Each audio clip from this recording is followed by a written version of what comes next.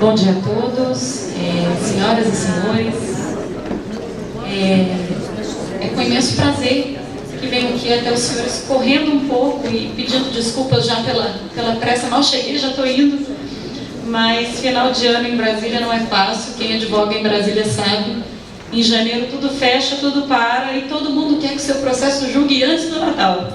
Então vim aqui muito rapidamente, mas não podia deixar de comparecer. Quero registrar, saudar a todos em nome do nosso presidente de mesa, doutor Leonardo, e agradecer imensamente o convite do doutor Marcos, nosso presidente, da doutora Brígida, nossa vice-presidente do Sinfaz. Quero registrar de público a minha honra de poder estar aqui com os senhores e, sobretudo, por poder integrar a equipe jurídica tão abalizada, composta por profissionais de primeiríssima linha, que é a equipe jurídica que advoga para o Sinfaz. Para mim é uma honra imensa poder dizer que faço parte desse grupo seleto de profissionais e tenho certeza de que terão o meu melhor para que as questões jurídicas pertinentes à categoria possam ser devidamente equacionadas. Não tenho a experiência dos colegas que me antecederam em direito constitucional, também não tenho passagem pela administração fazendária, mas acredito que posso dar uma pequena contribuição no que se refere ao Supremo Tribunal Federal, local onde trabalhei por 10 anos e onde hoje tenho a honra de advogar de forma militante e trazer alguns pontos de reflexão. Eu acho que aqui hoje estamos fazendo reflexões, discutindo temas e procurando saídas para questões intrincadas que hoje atingem especialmente a categoria dos gestores em Minas Gerais, notadamente em Minas Gerais, que lamentavelmente está fazendo o caminho, optou por fazer o caminho inverso. Os estados tendem a unificar as suas carreiras e em 2005, lamentavelmente, o estado de Minas Gerais optou por fazer o caminho contrário, que foi o caminho da cisão das carreiras, que é uma ideia que vai contra a eficiência,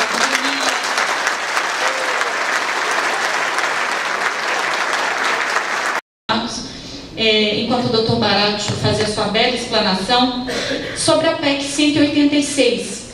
Estávamos aqui discutindo quais seriam os problemas de constitucionalidade de dotar a administração tributária dessa tal autonomia, com essa envergadura, autonomia funcional, financeira, orçamentária. A semelhança do Ministério Público.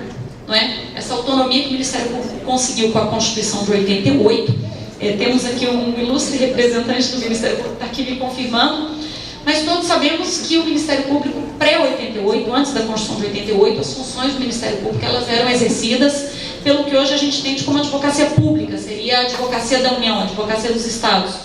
E isso gerava em muitas situações conflitos de interesse lamentáveis, porque muitas vezes o interesse da sociedade não conciliava com os interesses do Estado. Então era necessária essa separação de figuras. Não é? Vamos supor, imaginem os senhores uma questão tributária. Em muitas situações a defesa de uma ou outra taxa ela pode ser de interesse da fazenda, mas pode não ser de interesse da sociedade como um todo. Então a separação das figuras do Ministério Público enquanto defensor da sociedade e das advocacias públicas enquanto defensoras das figuras mesmo do direito público foi muito importante. E hoje vemos quanto o Ministério Público ganhou em importância e em envergadura. Uma recente pesquisa feita pelo IBOP, salvo melhor juízo, das instituições mais respeitadas do Brasil, dentre elas o Ministério Público sai com uma grande aceitação da população. E muito em razão disso, da conquista dessa autonomia funcional, a liberdade de agir sem ingerências políticas. E é claro, a gente não pode falar de autonomia verdadeiramente, no sentido da essencialidade da palavra, sem autonomia financeira. Não é? Porque se o sujeito está lá de pires na mão todo dia, ele no fundo, não se reveste da real autonomia de agir. Então, as coisas elas se imbricam. Para falar em real autonomia, realmente a gente precisa ter pé financeira, orçamentária e funcional. E eu estava aqui dizendo para o Marcos, e ontem também discutindo muito com a doutora Raquel pelo telefone, nessa semana que antecedeu esse nosso encontro, eu não sei, eu tenho dúvidas se seria inconstitucional a PEC. Eu entendo que não. E mais, eu entendo que a emenda constitucional 42, como bem mencionado pelo Baracho, ela lança os alicerces dessa PEC. Por quê? Porque hoje nós temos administração tributária e fazendária, os incisos, as expressões não coincidem, do inciso 22 com a do inciso 18. Mas o fato é que, conjugados esses dois incisos do artigo 37, nós temos 3 elementos básicos da administração tributária hoje. A sua essencialidade, e, como bem disse o doutor Baracho, é difícil sucedê-lo na tribuna porque ele esgota o assunto. Esse não é um tema vazio de significação em direito constitucional. Então, primeiro atributo da administração tributária hoje é o da essencialidade. E o segundo é o da precedência. Precedência administrativa e precedência financeira no exercício das suas atribuições. Então, salvo o melhor juízo, se conjugarmos e dermos uma interpretação casada para esses dois dispositivos, para esses 3 atributos, a essencialidade, a precedência administrativa e a precedência financeira, nós podemos sim desembocar na construção de uma autonomia no sentido material da palavra, à semelhança do que acontece com o Ministério Público. E estava aqui dizendo para o Marcos que o próximo caminho, quando podemos projetar, seria o de uma autonomia da Polícia Federal. Também é outra atividade essencial em tema de segurança. Então, estamos falando em destacar funções essenciais ao Estado e organizar essas funções de modo a dotá-la de maior eficiência e efetividade. Essa é a ideia da autonomia. Aumentar a importância e a eficiência no desempenho de determinadas funções tidas como essenciais pela própria Constituição da República. Meu tempo é muito curto, eu também estou aqui só para debater, não tenho muito a acrescentar, mas eu estava dizendo aqui ao nosso presidente Marcos, não me preocupa a PEC, me preocupa a lei orgânica, me preocupam os termos em que vêm sendo lavradas e minutadas e discutidas a famosa lei orgânica da administração tributária. Me preocupa por quê? Porque estou vendo a consolidação em uma lei orgânica nacional, numa lei orgânica que vem para ser modelo para todas as administrações tributárias do Estado, caminha-se para a cristalização de antigas disputas corporativas numa lei orgânica que não vem para isso, para consolidar interesses de parte a parte, ou de antigas carreiras, ou são a mesma carreira ou não. Numa lei orgânica que vem para organizar em âmbito nacional. Então, uma lei orgânica dessa envergadura, claro, que deve conter dispositivos gerais a serem regulamentados, dadas as especificidades de cada Estado, por cada unidade federativa, uma lei orgânica dessa envergadura, com preceitos gerais, não pode jamais cristalizar diferenças corporativas que devem ser equacionadas e eliminadas no âmbito de cada um.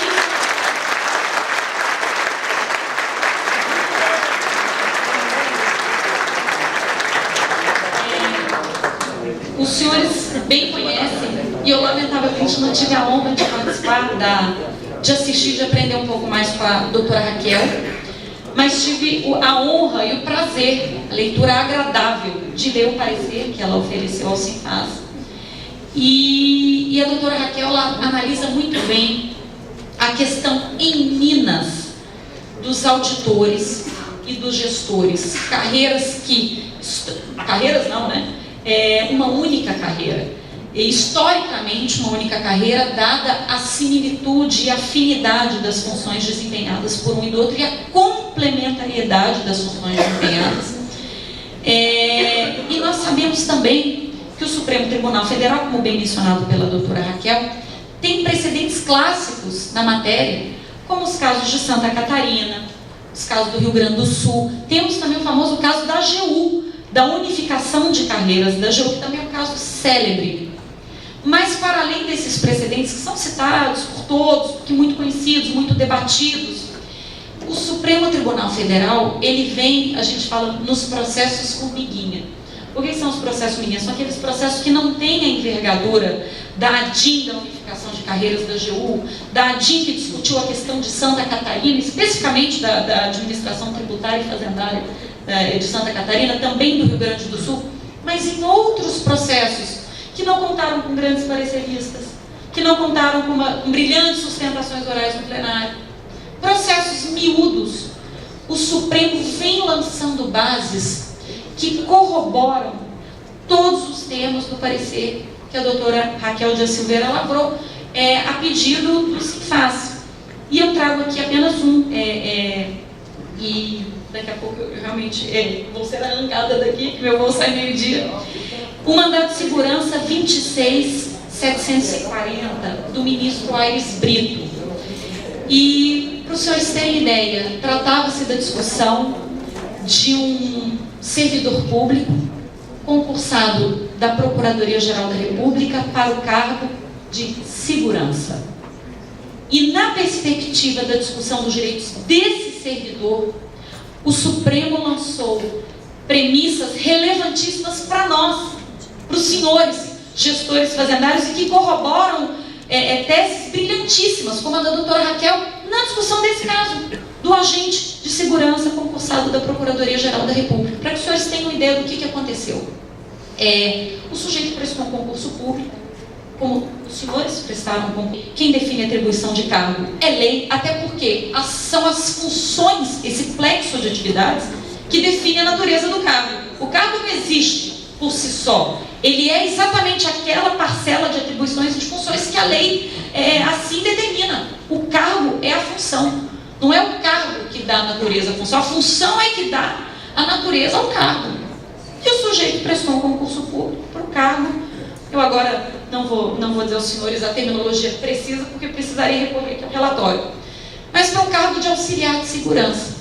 Tinha uma lei que dizia que o cargo era aquele, colocou em concurso público, e as atividades eram essas de segurança. E, de repente, por portaria, e os senhores vão sentir que essa não é uma situação nova, mexer em atribuição de cargo, não por lei, mas por portaria, que não é a espécie normativa apta para crescer.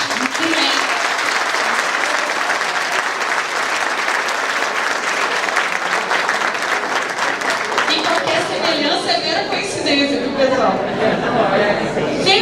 E os senhores vejam que o Procurador-Geral da República, não é? Baixou uma portaria e renomeou o cargo. O sujeito passou para o cargo de auxiliar de segurança e o cargo foi só renomeado. De repente já não era mais auxiliar de segurança, era auxiliar de serviços gerais. Os nomes não são exatamente esses. Auxiliar de serviços gerais. E nas atribuições, preservaram-se as atribuições legais. Então, só mudou o nome, o sujeito falou, bom, eu passei para um cargo que fazia A, o cargo mudou de nome, mas eu sigo fazendo A. Então, até aí, tudo bem. Eis que, já na segunda portaria, os senhores também estão familiarizados com essa situação, recebi o bilhete. Com a segunda portaria, recriou, agora com um nome mais pomposo, o cargo de técnico de segurança. E deslocou do auxiliar geral aquela função de segurança e devolveu para um cargo específico. Então ele passou para auxiliar de segurança para fazer segurança. Por portaria, mudou o nome do cargo dele, passou a ser auxiliar de serviços gerais, mas ele continuava fazendo a segurança. Até que veio uma nova portaria e retirou a segurança do cargo que ele exercia e criou um cargo específico para isso. Tudo por portaria.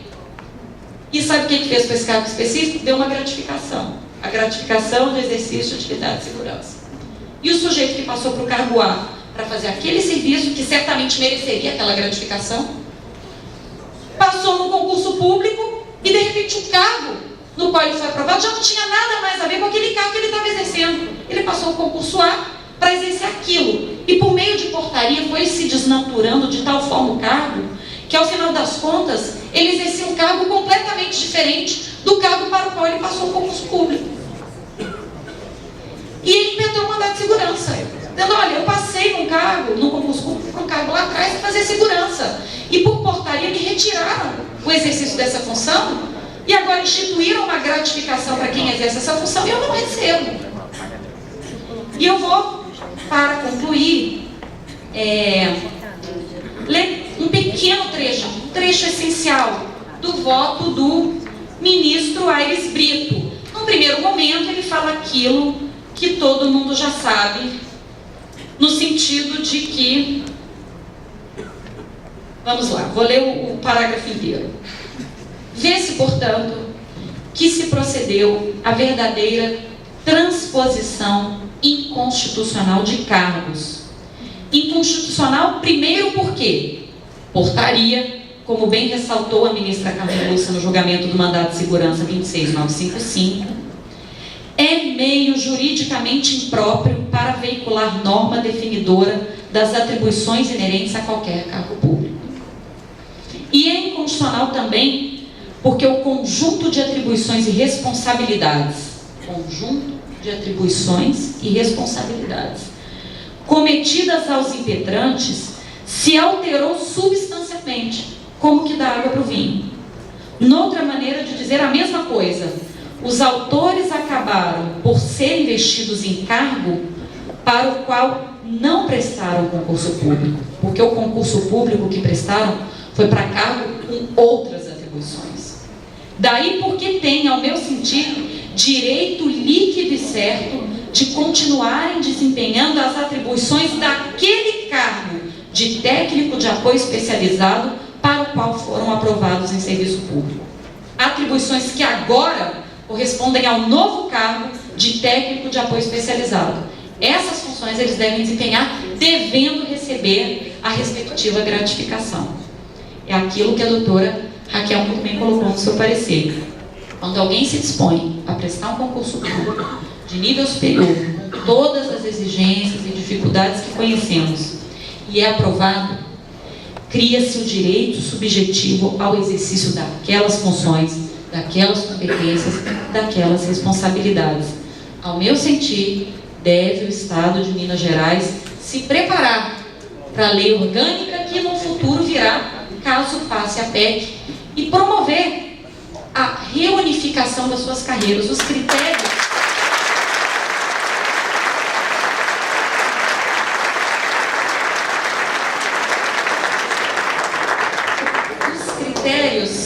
E aqui me aproveitando do precedente da AGU, os critérios para que essa reunificação possa ser feita sem qualquer burla, a regra do concurso público, são claros e estão todos presentes na espécie.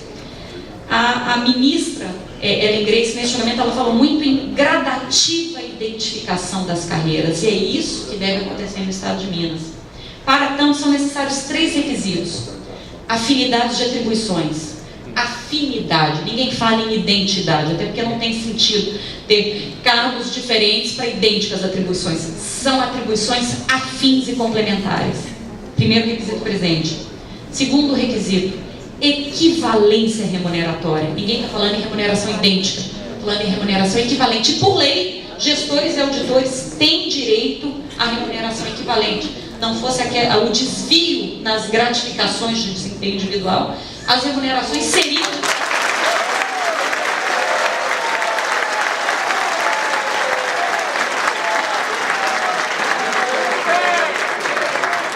E por fim, o terceiro e último requisito é o requisito da escolaridade.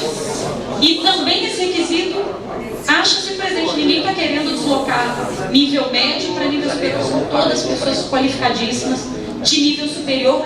E é bom que se diga, muitos dos precedentes invocados contra o direito dos senhores, quando os senhores vão ler o inteiro teor, porque as pessoas ficam só lendo, né? Quando você vai ler o inteiro teor, são hipóteses que não se ajustam.